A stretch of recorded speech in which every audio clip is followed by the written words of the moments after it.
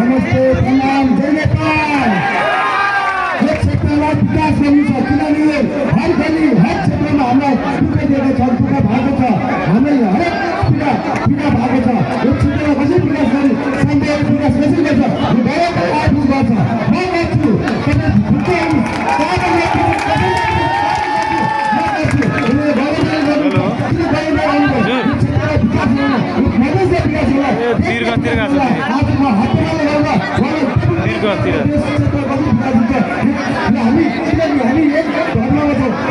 मैले सम्झेछु त्यो अस्ति आएर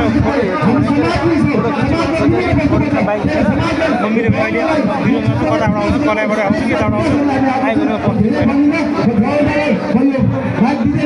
आइगयो बुवा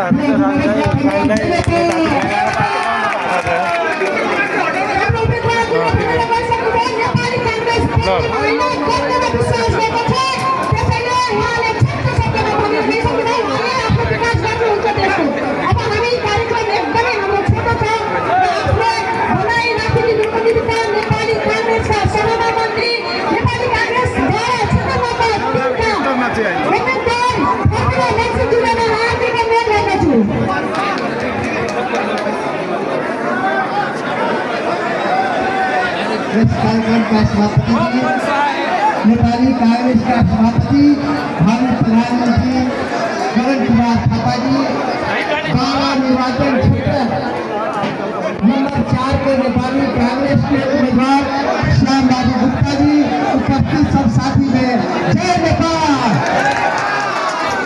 आज आदरणीय सभापति जी के कार्यक्रम सुबह से लेकर शाम तक